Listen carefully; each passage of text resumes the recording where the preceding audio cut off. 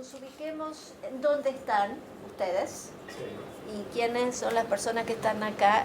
La mayoría, salvo tres o dos, sí, tres, son casi todos principiantes en la maestría. Acaban de empezar. De hecho, la primera clase fue la semana pasada. Tenemos acá, creo que ustedes dos solos, ¿no? De la promoción que terminó. Son 2 años de maestría, entonces ellos son como, ni siquiera es los viejos de la vez pasada, ellos son ya los seniors. Ya terminaron. Entonces todavía no nos conocemos tanto. Hemos compartido una clase. Pero como se daba que estaban ustedes dos acá, y a mí me parece muy importante abrir el juego, sobre todo acá, que no sé cómo es en España, pero acá noto yo una cierta tendencia, una especie de endogamia, donde todos se leen entre sí y muchas veces se reducen.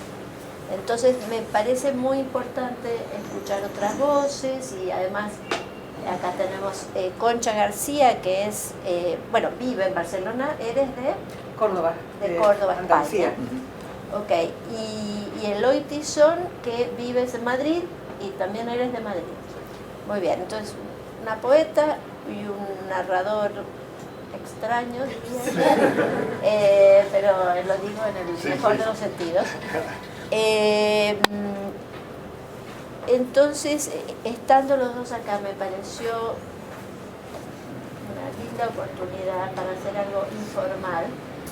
Quizás hablar con ustedes como si fuéramos un grupo de amigos. Claro. Si pueden compartir con nosotros un poquito, yo diría, los comienzos, o sea, cómo empezaron a escribir, cómo ha sido ese proceso, qué cosas fueron importantes en ese proceso de crecimiento. Si ustedes tuvieran que decirse algo a sí mismos con respecto a qué me equivoqué, qué cosas hice bien, un poquito como si pudieran hablar en un primer momento de su formación. ¿Qué podrían compartir en ese plano? ¿Quién se anima? Los poetas primero. Bueno,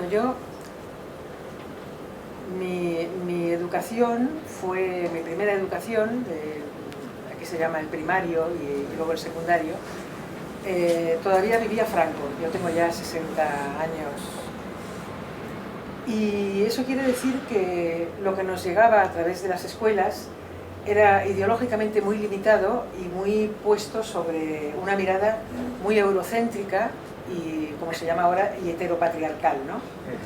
Entonces,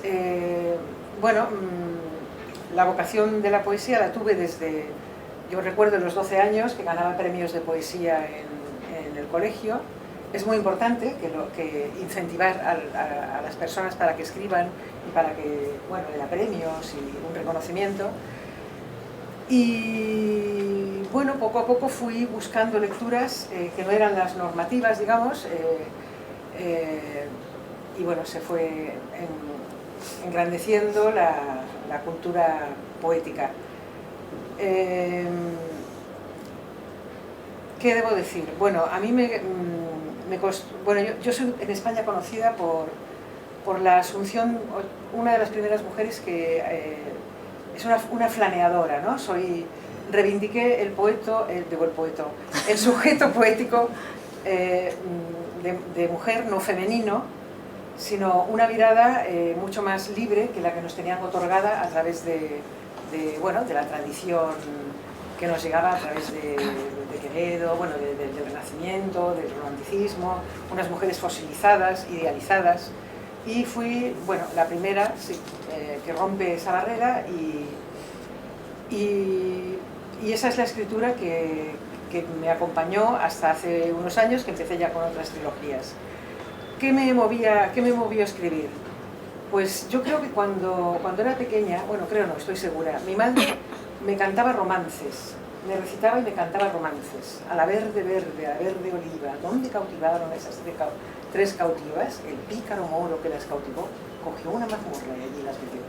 Bueno, pues todo eso se va introduciendo en el inconsciente, ¿no? Ese ritmo, esa forma de hablar diferente al habla cotidiana, y una va adquiriendo ese, vamos a llamarle don, ¿no? O sea, yo creo que ya nací con la poesía puesta.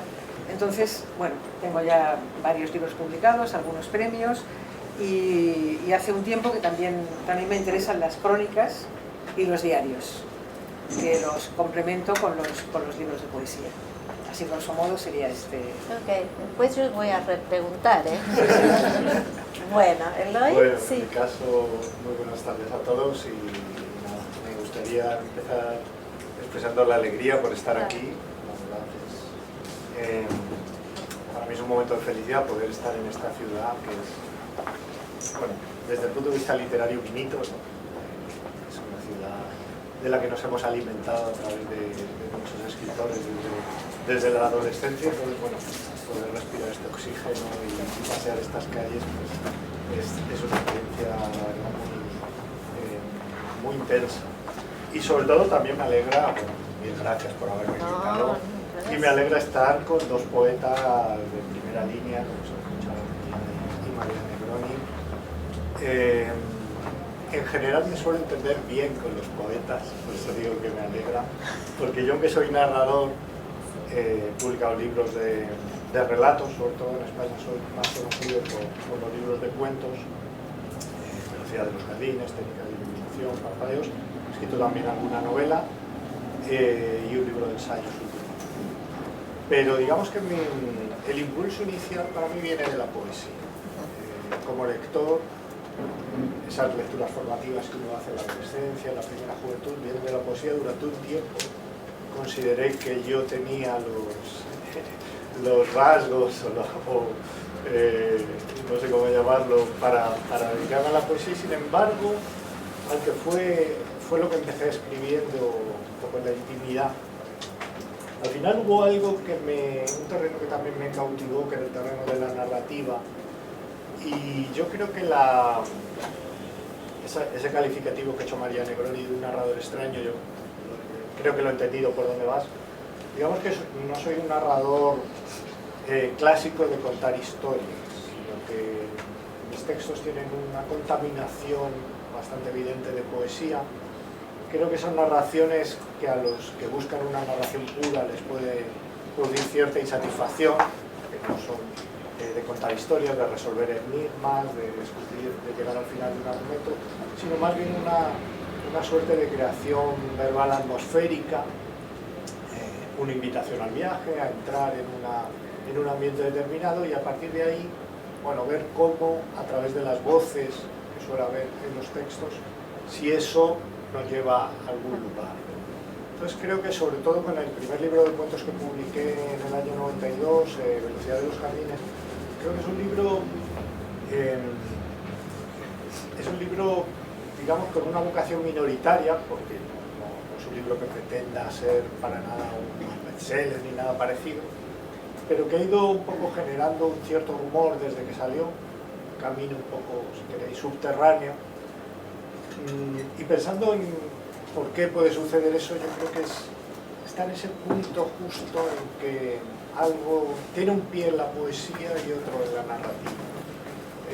Con todas las virtudes y todos los defectos que eso puede tener, pero me parece que eso es lo que le da un sabor peculiar al libro, que ha podido generar cierto interés que se ha mantenido a lo largo del tiempo. Entonces, bueno, yo procedo de una familia, digamos, de clase media, un barrio de las afueras de Madrid, donde la manera en que me eduqué, yo también viví los estertores del franquismo. Digamos que no había un estímulo en cuanto a lecturas, en cuanto a inquietudes culturales. Muchas veces eso me ha hecho preguntarme, no sé si a vosotras también os pasa, ¿cómo que es ese misterio de la creación, donde no hay nada alrededor que te impulse? Sin embargo, tú, un poco por tu cuenta, de manera entre absurda y salvaje desarrollas el amor hacia los libros, el amor hacia el cine, hacia el teatro. ¿Por qué pasa eso? Y sobre todo, también qué vocación o qué voluntad o qué fanatismo te lleva a mantenerlo a lo largo del tiempo, y pese a que fuera no hay nada, ¿no? El eco no te responde, uno sigue pese a todo y vas construyendo tu obra. Bueno, yo voy a partir de eso último que dijiste, ese pese a todo, ¿no? ¿Cómo podríamos tratar de ahondar un poquito en eso que pasa entre nosotros cuando nos sentamos a escribir y la lengua o el lenguaje?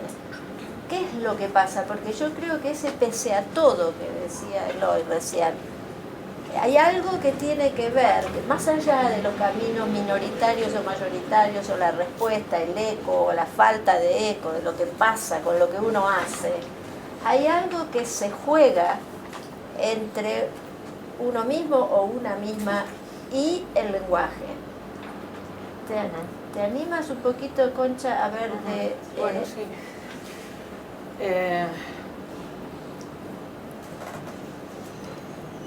El lenguaje de la poesía es un lenguaje que no tiene nada que ver con el lenguaje de la comunicación, como todos y todas sabemos. Cuando uno se sienta a escribir poesía, no piensa antes, voy a escribir poesía, sino que nace de un impulso, de una necesidad, de algo que se instala en la mente o en el inconsciente, llamémoslo como sea, una frase, un pensamiento, una mirada. Por ejemplo, yo soy una poeta mucho más de la mirada, de la contemplación, y eso lo tratas de destilar o de condensar y lo pones en el papel. Por eso la poesía nunca alcanza a decirlo todo, porque siempre va a quedar incompleto. Hay una incompletud, una insatisfacción constante en la cuestión de la poesía. Luego está la cuestión de la subversión del lenguaje. En mi caso, en los primeros años 80, estaba muy de moda en España una poesía que alentaba a un orden, ¿no? Y escrita en endecasílabos: sujeto, predicado, complemento. Y si salías de ese orden, ya no eras una poeta, ya no eras un poeta. Para mí, justamente, la poesía es otra cosa, es ese desorden que no es el surrealismo ni es lo onírico, sino que es un desorden comprensible, aunque no entendible muchas veces. Una de las particularidades de mi poesía, sobre todo mis primeros libros, Otra ley, Ya nada escrito, fue que, y ahí lo tomaron las feministas, algunas feministas norteamericanas, porque yo no me daba cuenta de ello, la subversión del lenguaje. Mi forma de escribir subvertía totalmente el lenguaje. ¿Pero por qué lo subvertía? Yo lo pensé tiempo después. Porque no había asuntos que una no podía ni planteárselo siquiera. Por lo tanto, el lenguaje, ese lenguaje era quien me decía, y regresaba aquello en el poema. Y después me he dado cuenta, con el tiempo, que muchas de las cosas que escribía, de cuestiones, han sucedido. Porque el lenguaje está vivo. Sí. Es algo que se encarna, ¿no? No solamente sabe más que nosotros, exactamente. Es premonitorio, ¿no? Exactamente. Uno escribe y después comprende, ¿no? Exacto. Va más rápido. Exacto. ¿Y Eloy? A mí la cuestión que plantea me parece central, sí, esencial. O sea, ¿qué relación tenemos nosotros con el lenguaje? Yo creo que ahí prácticamente se deriva todo. Visto desde fuera, puede parecer que un escritor es alguien que está cómodo en el lenguaje, bien, que lo domina como un virtuoso que domina un instrumento musical, y yo la sensación es que es lo contrario, ¿no? Que precisamente la relación que nosotros tenemos con el lenguaje es una relación compleja y donde se problematiza esa relación. O sea, yo creo que la literatura, digamos, comercial, la literatura del bestseller, la impresión que yo tengo es que los autores no se plantean este tipo de problemas. Sí. Es decir, el lenguaje es algo casi invisible, algo que no existe. A medida que los escritores van siendo más complejos y más sofisticados, cada vez tiene una relación también más compleja con el lenguaje, y yo diría más incómoda con el lenguaje. Para mí el lenguaje no es el hogar, no es el lugar en el que estás en casa, sino más bien lo contrario. Es un lugar donde se producen tensiones, se producen desavenencias. Entonces el escritor no es el que tiene facilidad para escribir, sino a veces es todo lo contrario. Tú sabes que quieres decir algo, quieres llegar a algo, pero te cuesta mucho llegar a ese punto, porque precisamente tienes una gran conciencia de todos los matices que tiene el lenguaje y las dificultades. Entonces, el escritor no es el que tiene facilidad para escribir, sino tal vez al revés, ¿no? Alguien que es consciente de las dificultades y que pese a todo intenta decirlo sabiendo, como dice Concha, que hay una parte que no es nombrable, no se nos va a escapar. Pero bueno, pese a todo nosotros seguimos intentándolo, ¿no? Sí. Yo, si puedo aportar algo más, estamos en tiempos, si no fueron siempre, bastantes oscuros para la poesía. Porque lo que llega, lo que se transmite, es una poesía, por lo menos en España, muy banal, acompañada de movimientos del cuerpo, de tambores o de música, pero eso no es la poesía. Y se están vendiendo ejemplares, 20.000 ejemplares, 30.000 ejemplares. Es un fenómeno muy curioso porque vas a la Casa del Libro, al Corte Inglés, ves a la sección de poesía y ¿qué ves? Eso. Y entonces no ves, por ejemplo, a Pablo Neruda, a Ida Vitale, a Antonio Machado, a Delmira Agostini, no, eso es esa poesía. Entonces la poesía es un capitalizador de conciencias, un lugar donde, un pueblo, un territorio, donde la gente comprende, sabe leer poesía, va a ser un pueblo más culto, un lugar más habitable, más hermoso. A medida que adquirimos más conciencia del lenguaje, yo creo que menos nos pueden engañar. Entonces, ¿qué pasa? Se rebaja la cuestión del lenguaje, se banaliza y todo el mundo lo que quiere es publicar un libro y ser famoso, porque también hay una cuestión muy ególatra en la figura del poeta. No sé si tanto en los narradores como en la poesía. Pero vamos, que esa doble vertiente de manipulación también la tiene el poema. Por eso me parece, que no he dado antes las gracias, maravilloso que haya tantas personas a las que les interese la poesía. Sí. Yo quería agregar también una cosa que cuando decías, Eloy, de que los escritores son las personas a las que más les cuesta escribir, yo me acordaba de una narradora brasilera que es Clarice Lispector, extraordinaria, que escribió esta frase: escribir es horrible, ¿no? Entonces, esa es una frase para ponérsela. O sea, pues si ustedes creen que como la gente, ¿no? La gente dice, ay, sos escritora, qué lindo. No tienen idea de lo que es escribir, ¿no? Porque escribir es, como tú dices, pelearse con las palabras, es una cosa de agon, ¿no?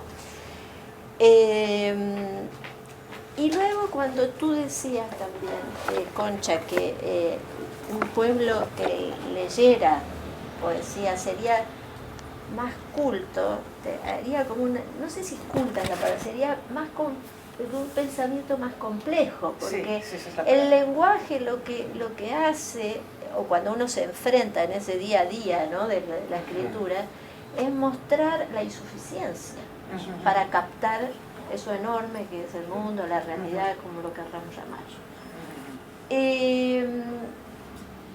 Entonces, obviamente, a mayor complejidad, eso sí, más protección frente a todos los pensamientos autoritarios que los hay, comprendidos los lenguajes de la banalidad. Porque parece que no, pero la banalidad, lo que acá en la Argentina se conoce como la poesía de los 90, que en realidad estamos en 2019 y todavía se practica, es una forma del autoritarismo también, ¿no? Yo les voy a pedir, Eloy, yo leí tu libro primero, de Velocidad de los Jardines, solamente. Sí. Me alcanzó para decir ese uno hace, ¿no? Y dice, acá hay algo. A Concha la he leído más porque hemos participado desde... Sí, nos conocemos desde el año 2000, por lo menos. 2000. Bueno, entonces, yo tengo tu libro ahí. yo quiero que elijas un fragmento, y a Concha también les parece bien que nos lean para saber un poquito.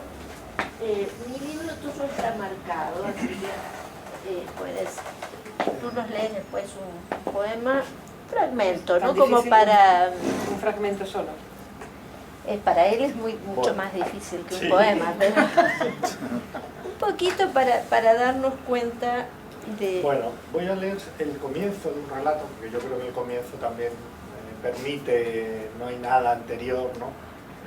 Simplemente para que veáis que yo creo que los textos que escribo son muy de voz, no de argumento, como digo antes, sino sobre todo entrar en una voz. En este caso es un cuento que se llama Los puntos cardinales, que empieza con una frase que yo recuerdo que a mí me surgió de repente yendo por la calle, que era: soy un viajante de comercio tácito. Y esa es la primera frase. Yo ni he sido viajante de comercio en mi vida, ni conozco a ningún viajante, pero me interesa esa manera de un poco de entrar en una conciencia que tú desconoces, que no sabes dónde te va a llevar, pero a partir de ahí, a ver, ¿dónde me lleva esto, ¿no? Entonces vais a ver que en el fragmento que voy a leer, cuando tú no te puedes agarrar a un argumento, tienes que agarrarte a otra cosa, obviamente, siempre algún hilo tienes que tener. Entonces, en este caso es esa construcción atmosférica, y vais a ver que se basa en un efecto que viene de la poesía, que es en la enumeración, en una cierta enumeración caótica, como sabéis, en Whitman, en Borges, también en el Aleph, está esa cosa de enumerar, que a mí me daba el pie un poco para seguir avanzando en el relato, del que yo tenía una idea vaga y no sabía en ningún momento cómo iba a formar. Entonces el comienzo, que es lo que voy a leer, dice así. Dice: soy un viajante de comercio taciturno. En 30 años de profesión he visto quemarse un río, 2 guerras, un eclipse parcial de luna, una rosa azul, una mano sin uñas en el borde de un sendero, como suelo decir yo, que no habré visto. Con frecuencia he pasado toda la noche oscura sentado frente a otro pasajero, y de repente un resplandor vivísimo incendiaba su cara, las letras de su libro, el agua sin somnífero del vaso. En cierto sentido, sé todo lo que puede saberse sobre andenes en desuso, bañeras forasteras, ese límite impreciso donde una ciudad termina y florece un moho absurdo, un cáncer de cosas, viviendas en derribo, osamentas de fachadas, un paraguas sin varillas que una mujer encinta examina y comienza a llover sobre las grúas. Y también, poca gente sabe que debajo de las barras niqueladas los camareros conservan fotografías de algunos clientes y varias cápsulas. En moteles de paso, en cafeterías delictivas, bajo el parpadeo eléctrico de letreros luminosos, en el casillero de las llaves cuyo rótulo dice Hotel Excelsior, frente a la lámina lacustre del espejo, donde el rostro, con ojeras, es apenas una mancha de vapor y formaldehído, son tristes las consumiciones. Tengo las piernas un tanto hinchadas. Sé que a muchos parecerá poco grato un empleo que obliga a tratar con clientes sin ilustración, dormir en almohadas sucedáneas, lucir sombrío. Soy una persona metódica y, como suelo decir, la naturaleza humana a qué no se habitúa. A pesar de la luz convaleciente y los techos medio podridos y el flántar amarillo que me hace daño sobre manteles de goma, a pesar de las toallas empapadas y el mostrario hecho pedazos, y no hay amor. Amanezco en vagones destemplados y al bajar la ventanilla, la primera comida del día consiste siempre en un desayuno de niebla. Bueno, el cuento ¿En un desayuno de niebla? Ok, para que veáis simplemente nada. Bueno, vuelve un poquito al párrafo anterior, perdón, Sí. Esto no se hace con los escritores, pero como estamos acá... Solo voy a hacer, si me permites, Sí. una mínima precisión. Es una cosa que yo aprendí al escribir este relato, que pienso que a lo mejor os puede servir a vosotros, y es que yo entro en la vida de este personaje. Y como narrador me di cuenta de que yo no necesito saber, no necesito conocer cómo funciona esa existencia, ¿no? La puedo inventar, la puedo imaginar. Es importante que el personaje que narra lo sepa, pero yo como narrador no tengo que saberlo, lo sabe él. Yo simplemente le acompaño en esa descripción que él va haciendo, y él dice cosas que yo desconozco, que si me pidieseis una explicación no sabría responder, pero eso no importa. Lo importante no es que yo como narrador sepa, lo importante es que el personaje sepa y haga ese recorrido. Y luego una cosa que yo creo que he aprendido también leyendo a los poetas es la enseñanza de que no hay una realidad y la literatura es una transposición, una copia de la realidad, sino que la literatura crea la realidad. Eso significa que nada está dado. La calle que tenemos enfrente está por describir, el edificio, el solar. Entonces yo creo que eso te hace ser muy consciente de que la literatura y la palabra crea el mundo. No es una fotocopia del mundo, ¿no? Entonces yo creo que ahí empiezas a ver la literatura de otra manera, ¿no? Y lo que me decías de volver... Sí, vuelve al momento del flan amarillo. Ah, sí. Despacito, Sí. ¿eh? Dice, soy una persona metódica y como suelo decir, la naturaleza humana a qué no se habitúa. A pesar de la luz convaleciente y los techos medio podridos y el flan tan amarillo que me hace daño sobre manteles de goma, a pesar de las toallas empapadas y el mostrario hecho pedazos y no hay amor. Ok, momento, ahí. Porque a pesar de, ¿no? La construcción, ¿no? A pesar de, hola, a pesar de esto y a pesar de lo otro, a pesar de esto y a pesar de lo otro, y no hay amor. Que ese y no hay amor, a mí me encanta eso, ¿no? Pero es como algo que puede ocurrir en un poema. Es muy raro que aparezca en una narración. Porque ese y no hay amor, ese y está como totalmente desfasado de cualquier sentido lógico. Y sin embargo, todo lo que nos ha venido diciendo, de los manteles de goma, de las almohadas sucedáneas y los techos podridos, y no hay amor, tiene totalmente sentido. ¿Sí? Bueno, eso es. Que lo que viene a mostrar, y también voy a ratificar lo que tú dices, que la literatura no es una fotocopiadora. ¿Para qué vamos a leer cosas que nos cuenten lo que sabemos, lo que nos repiten los diarios, la televisión, todos los días? Lo que queremos es ver lo que no se ve, lo que no podemos ver, ni nosotros mismos, ¿no? Lo que no nos muestran, lo que no tenemos capacidad de ver, ¿no? Y eso es todo pura y exclusivamente obra del lenguaje. No pasa por afuera el lenguaje, no tiene que ver. ¿Quién era el otro día acá en la clase que me decía, cuál es el tema? ¿De qué tema tenemos que... tú? ¿De qué tema tenemos que... Un poema dice, ¿con qué tema? No hay tema, no hay ningún tema, nada, cero, es el cero del cero el tema. Bueno, Concha, ¿nos lees unos poemas tú ahora? Bueno, yo voy a leer dos poemas relacionados justamente con la sensación de extrañamiento. En mis últimos poemarios son poemas casi minimalistas, donde alguien puede estar comprando unos tomates y mientras compra los tomates, ese acto simultáneamente suceden mil cosas, ¿no? Entonces el poema por ejemplo, que abre un libro que se titula El día anterior al momento de quererle, hay una expectación, hay algo que va a suceder, ¿no? Y el poema se puede leer, el primer poema que abre, como una metáfora de alguien, bueno, ya veréis. Bueno, y nos puedes dar más de dos también.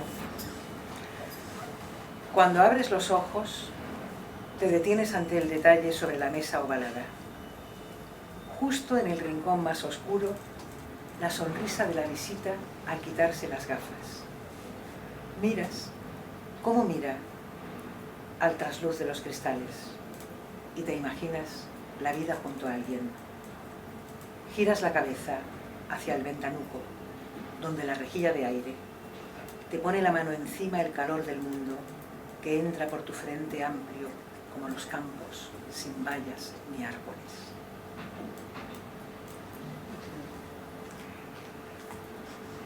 Bueno, voy a leer otro, porque este libro, por ejemplo, yo practicaba con el yo. Me fui del yo a un yo colectivo, a un nosotros, y entonces las escenas van realizándose, van saltando de lugar, porque es muy pesado, ¿no? Que siempre se abre desde el yo.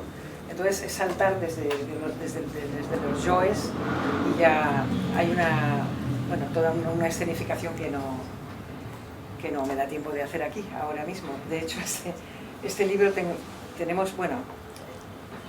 lecturas preparadas porque es un libro que se puede jugar mucho. ¿Puedo interrumpirte sí, un minuto? Sí. Primero subrayar eso, no sé si le escucharon.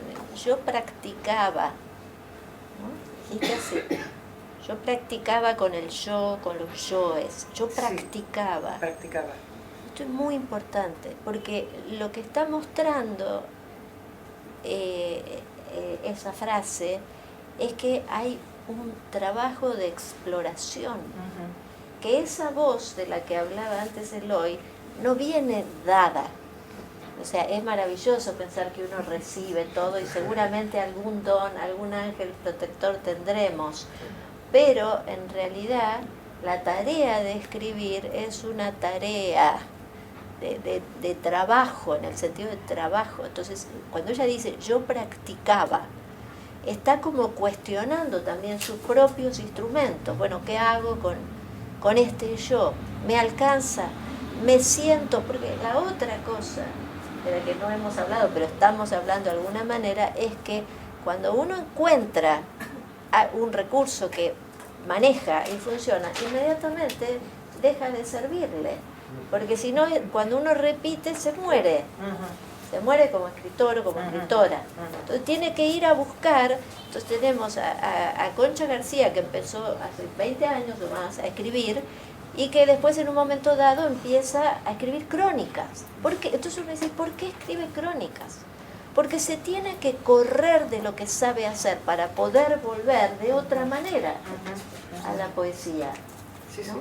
Bueno, yo quiero que leas otra vez ese poema que ¿Otra leíste. vez? Sí, más despacio, porque vamos a, si nos das permiso, Claro. a mostrar algunas cosas.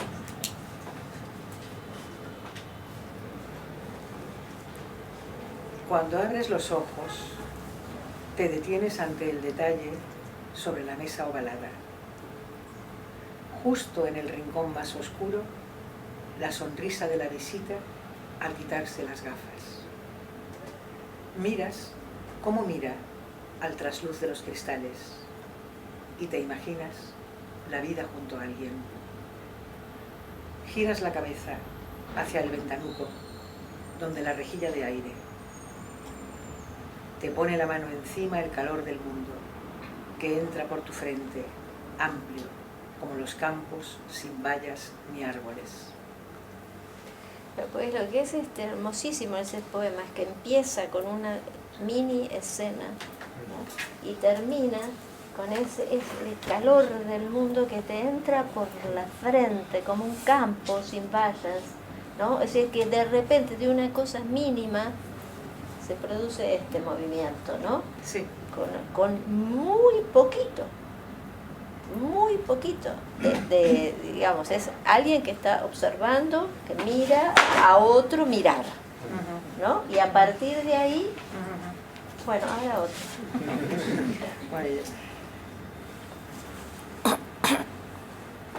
Bueno, este forma parte de la trilogía. Comienza con acontecimiento. El acontecimiento no es un acontecimiento filosófico, digamos, sino que es el despertar consciente de que cada instante es irrepetible. Por lo tanto, todo sirve en el poema, ¿no? Este se titula En la ducha, es decir, lo que estaba diciendo antes, mientras te duchas, ¿no? Hoy no he hecho un adelanto, no confundí la espesura, vuelvo a empezar.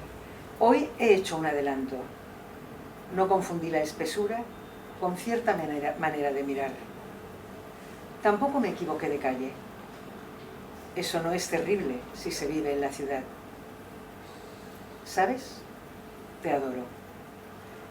Voy a definir exactamente en qué consiste tamaño esplendor. Es un brillo que acompaña. ¿Es un brillo que acompaña? Bien. Otra vez.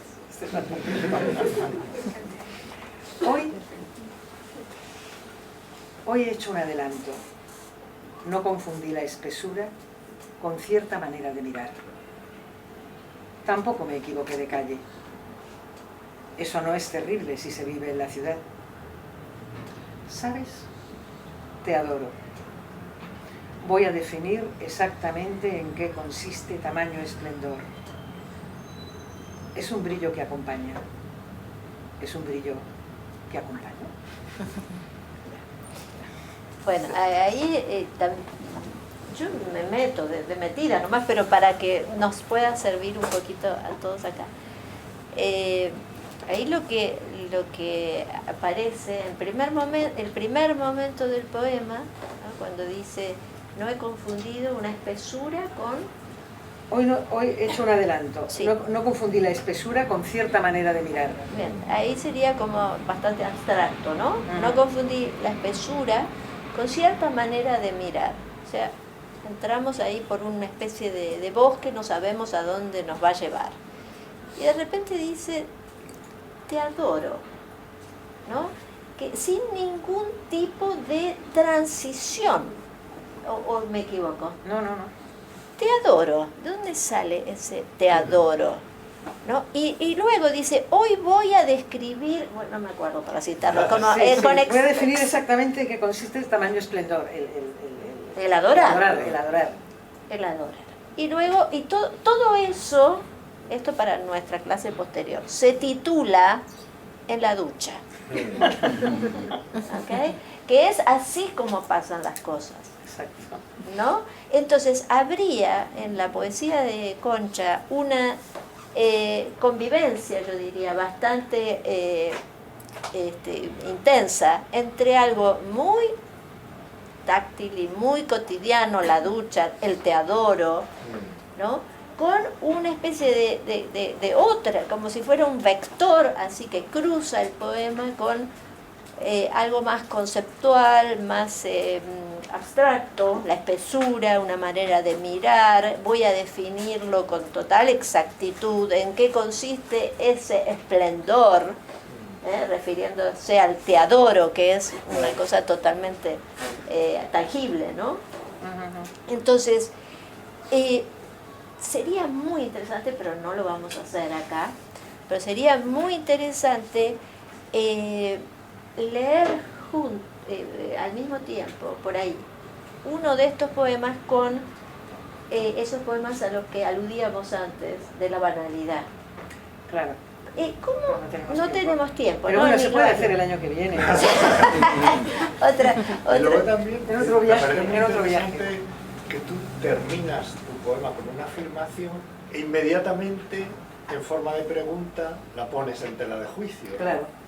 Esa gran verdad, ¿es tan verdad? ¿Es tan verdad? Hay que- Claro. Ahí es lo que te queda. Claro, por aparte dice, lo voy a definir con total exactitud. Claro, Y sí, después sí, él sí. pregunta. Y luego pregunta. Luego, yo creo que la literatura tiene una cosa también que a mí me parece maravillosa, que es esa especie de desbordamiento de lo cotidiano, ¿no? En la ducha. Ahí hay los dos versos famosos de García Lorca en Oficina y Denuncia, ¿no?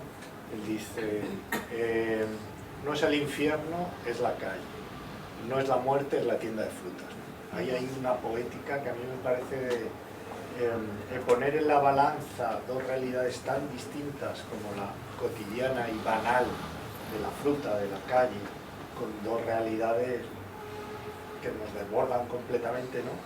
Y de alguna forma esa negación también es una negación falsa, porque no es eso, pero lo estás apuntando, lo estás indicando. Sí. ¿Realmente no lo es o me estás diciendo lo contrario, ¿no? Esa ambigüedad, yo creo que el lenguaje literario y el lenguaje poético, si algo se caracteriza, es por la ambigüedad, ¿no? No es el lenguaje de la publicidad, no es el lenguaje de la política, no es el lenguaje de la ideología, de la doctrina religiosa, sino un lenguaje donde las cosas pueden significar o tener varios significados a la vez, ¿no? Sin que sean excluyentes. Exacto. Entonces, claro, eso da una riqueza polifónica a la literatura donde nadie tiene la última palabra. Eso es lo que me parece maravilloso. Y lo que desespera también a los dictadores, Claro. ¿no? Porque es un potro sin domar la literatura. Realmente podemos hacer interpretaciones distintas del mismo Sí. texto y todas pueden tener una parte valiosa. Cuando Sí, sí. tú decías recién, nadie tiene la última palabra, yo iba a decir, ni siquiera el texto, Claro, ni siquiera quien lo escribe. claro. No, No, no, es no. el que menos. El que menos, el que lo escribe es el que menos. Los textos son criaturas autónomas, que te dicen, bueno, tú ya está, vete. Y luego, por suerte, ¿no? Cada experiencia de lectura viene y recrea un texto nuevo. Que no, ni siquiera puede pasar algo que ni ha estado en tu intención para nada, ¿no? Sí, sí, sí. Yo quería aprovechar este último ratito que tenemos para traer un tema que salió en nuestra primer clase el otro día, que es la idea de una poética atrás de lo que se escribe, ¿no? Porque me quedé pensando esto después de la clase, o sea, yo decía que atrás de toda obra, lo sepa quien la construye o no, siempre hay una poética, es decir, una manera de entender la literatura. Pero lo que me quedé pensando es cómo se construye esa poética, cómo se hace, porque no es que uno empieza a escribir y ya tiene la poética atrás, en realidad es una cosa que es como retrospectiva casi. ¿Se animan un poquito a hablar de si les parece importante, si sirve, si es necesario pensar, además de escribir, ¿no? ¿Qué es lo que estamos haciendo? Sí, para mí es fundamental. Y justamente hay mucha falta de pensamiento poético en España. No hay mucho, he encontrado más pensamiento poético, es decir, poetas que tienen poéticas, que es el pensamiento poético, ¿no? Que esas banales poéticas que te piden para una antología, hazme una poética. Y la gente suele decir lo que lee, lo que le gusta o tonterías. Y yo creo que una poética es una postura, una forma también política de mirar la vida, ¿no? De mirar la existencia. En mi caso, mi poética está construida a base de miradas, esas miradas se meten en las rendijas de aquello que no se puede ver, sino que te tienes que asomar y para mostrar una realidad que posiblemente no sería visible si no fuese por esa mirada, ¿no? ¿Qué es lo que quiero yo entresacar de esa mirada? Pues una conciencia crítica, ¿no? Yo tengo, por ejemplo, mi último libro, que son Paseos por Buenos Aires y la Patagonia, pues justamente es esa mirada, la poética, serían los diarios, esa mirada que mira aquello que puede pasar desapercibido. Por ejemplo, pues no sé, cómo harían unas palomas sobre unos letreros y mientras tanto alguien camina y en el otro lado hay alguien que está sobre el suelo durmiendo ya sabemos lo que está sucediendo no solo aquí sino en muchos lugares. Entonces, bueno, para resumir, es mirar la mirada y la fractura de aquello que estamos percibiendo constantemente, pero que no nos lo pone en evidencia, más que en el lenguaje de la poesía o de la narrativa, un lenguaje de creación. Esa es mi poética. Bien. ¿Y Eloy? Yo estoy de acuerdo en que la poética es algo esencial. Creo que hay muchas clases de escritores. Es verdad que hay escritores muy intuitivos que nunca teorizan sobre lo que hacen y también creo que eso es respetable, ¿no? Quizás sea para nosotros más enriquecedor y nos aporta más cosas aquellos escritores que además de escribir una obra de creación tienen la capacidad de reflexionar, ¿no? En tu caso, el caso de María Negroni, ¿no? Sí, bueno, tiene ensayos maravillosos donde se ve esa doble faceta que yo valoro especialmente. Pienso que una poética efectivamente no nace desde el primer texto que escribes, no debe ser previa a la creación, porque entonces sería como la aplicación de un plan, ¿no? hay una parte que, bueno, que la propia escritura, que sabe más que el escritor, como bien ha dicho María, nos va indicando, y lo que ocurre es que yo creo que con el tiempo, cuando llevas ciertos años escribiendo, inevitablemente es casi obligado a hacer ese punto de balance y de reflexión, porque hay ciertos temas que se repiten, porque hay ciertas obsesiones que vuelven a salir. Todo eso va apuntando direcciones que indican quién eres y qué es lo que te interesa como autor y como escritor.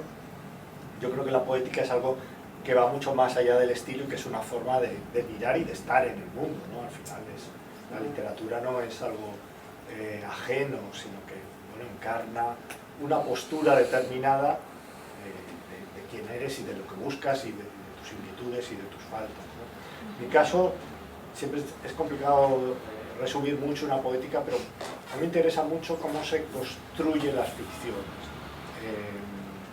Entonces,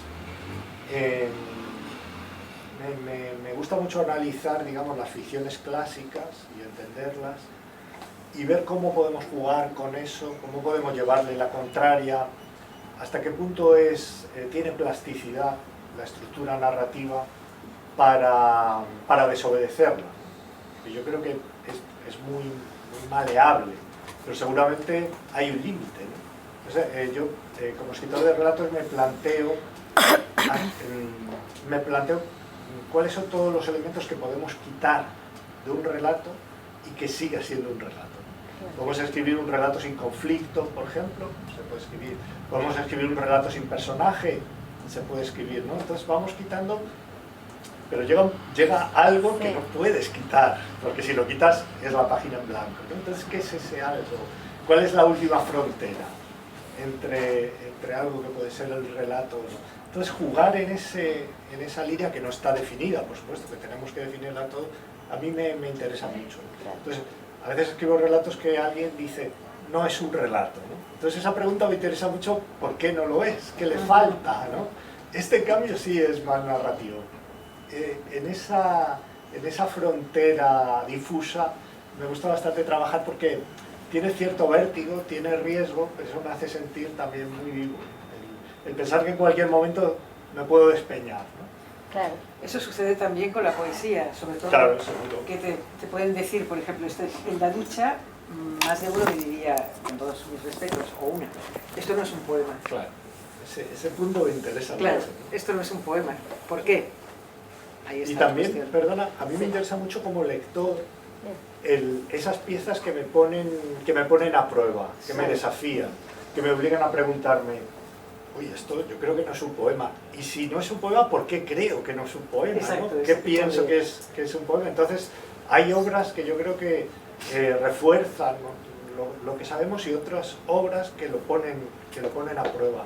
A mí me interesan más estas segundas, ¿no? Ese reto o ese desafío de las obras que te obligan a pelearte un poco, ¿no? Porque no estás del todo cómodo en el libro, estás forcejeando con el autor o con la autora. Pero en ese diálogo, en esa discusión, creo que hay enriquecimiento mutuo. Lo cual habla de las distintas calidades de lectores que hay. Porque no es que los lectores son todos iguales, claro, ¿no?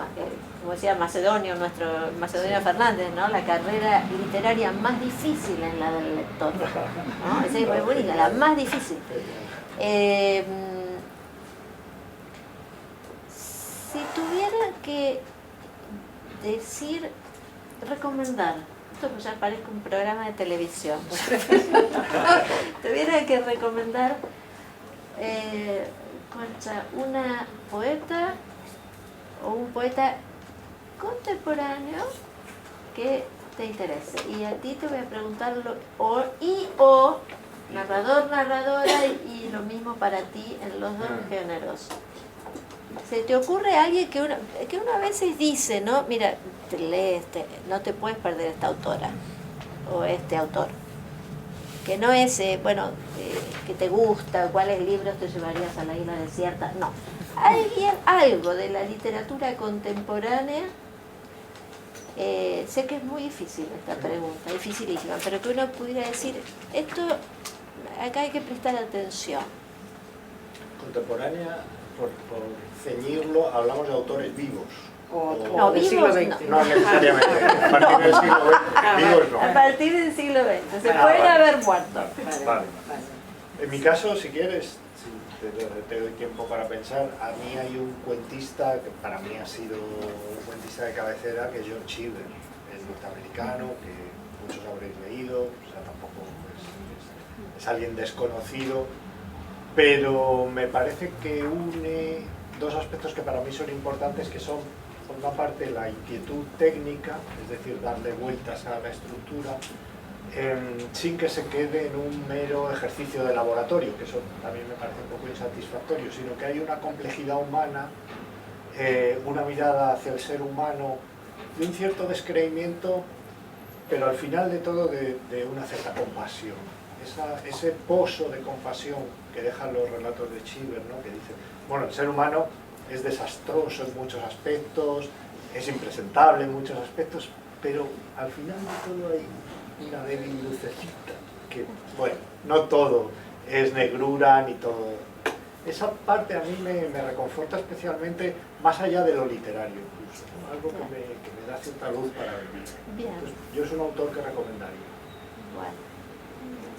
Es que yo tengo, bueno, mi vida como la de todos, temporalidades, ¿no? Entonces, en cada temporalidad ha habido autores que te han impactado más, luego regresas a ellos y no... Por ejemplo, yo últimamente estoy muy impresionada con Antonio Porcia, que me parece que pasa la barrera de la poesía, la barrera de los aforismos y del pensamiento. Y después hay una autora francesa que también me gusta mucho, que la leo bastante.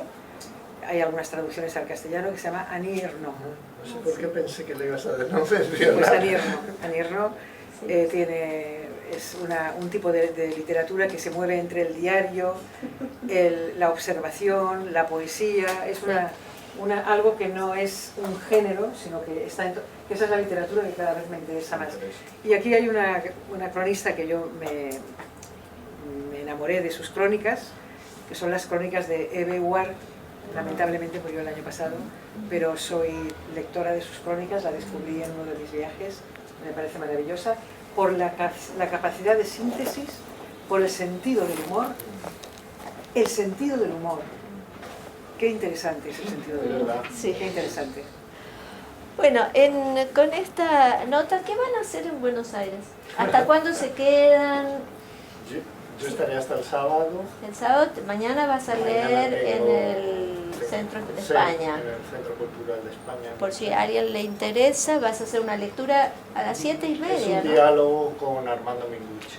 Ok, bien. Charlaremos pues de literatura, de Bien. todo eso.